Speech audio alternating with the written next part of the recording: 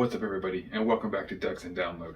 So in this video, I wanted to talk about where I kind of think the state of Star Wars is headed and what the next movies are more than likely going to touch on. Through the rumor mill, we're getting some speculation that this year at Star Wars Celebration in Europe, we might actually get some announcements on a new movie, whether it be a trilogy like most Star Wars sagas come in, or a standalone movie, kind of like Rogue One, or Solo, which I know some people are still upset that there's no Solo 2 yet. Now, I of course have to say that Rey is going to be the leader for the next set of Force users in whatever movie is going to be taking place during the sequel era or after. But don't think of this as Rey taking over the Jedi if for some reason you're still on the Rey hate train, which, come on, it's almost been over like 2 years.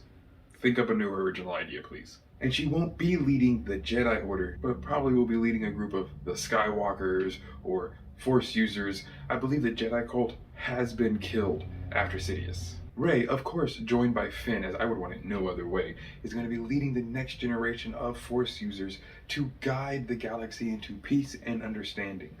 Rey's not going to have the dogmatic views that the late Jedi, or even Sith of course, had, and is going to accept and adopt a hybrid of the Force, probably following the Prime Jedi. But now what is this going to have to do with the current age of shows? Well, I think The Mandalorian could easily tie in to the next generation of Star Wars movies. Aside from having Grogu, the obvious choice for him to be with Rey, teaching her about Force techniques that she would have never have learned, that he got to learn from actually being in the Jedi Academy, to simply maybe showing her how to use attachment to actually aid one in their use of the light side of the Force. And then Din Djarin himself, when he does become the Mandalore he deserves to be, of course, maybe he'll grab all the Mandalorians and recreate kind of like a Mandalorian space isolationism, which is very, very common in Mandalorian history when you get back to the expanded universe and the Old Republic games. These Mandalorians could easily become the next problem or protector for the Galactic Republic. Maybe they'll go the old school route, just like in the Old Republic, and the Mandalorians will be working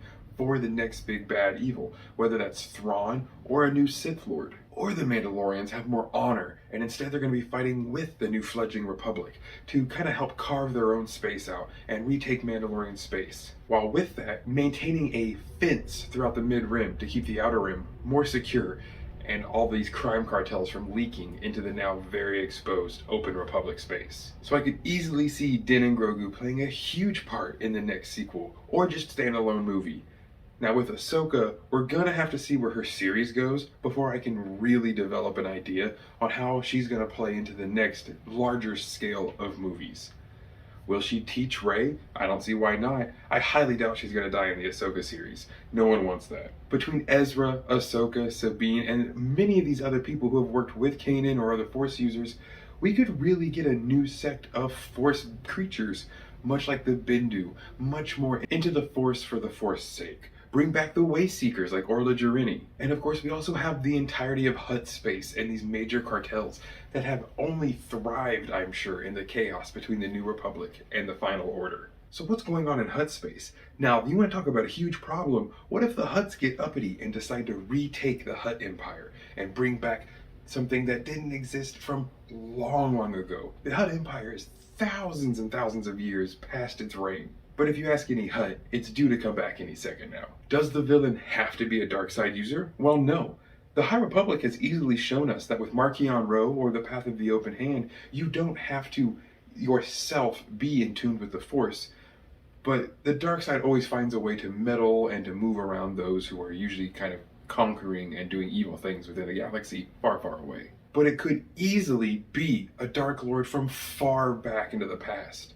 We've seen so many of these new Sith Lords coming from Darth Momin's mask, the mask of Viceroy Panchard, even relics that Sidious made or that Darth Bane has made have spoken to Jedi throughout the ages. So it would be very easy for an old Sith Lord to repossess a new willing host and try to retake the entire galaxy. Speaking of villain, to me, I think any villain to come up next really needs some very tender love and care to make us love to hate them. Kylo Ren was polarizing. Darth Vader is not. Everyone loved Darth Vader. Now, of course, in the movies, he's just a big hound dog who gets turned on to Luke Skywalker to fight him, and that's about it till the end of the movie where he helps his son. Kylo had much more story to be told that sadly just wasn't told on the screen.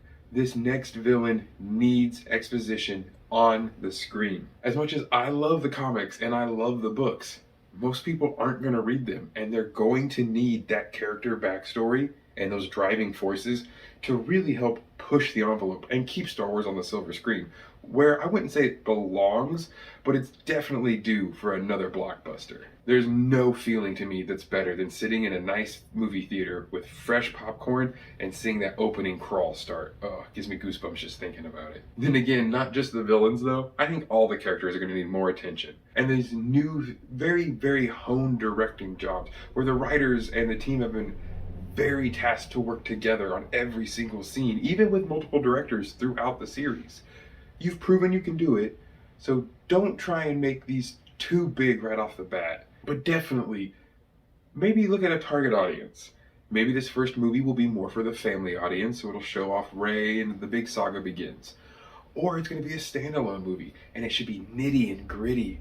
Maybe about like some crazy droid like Mr. Bones or something who just goes AWOL during the separatist regime and tries to take down a bunch of people.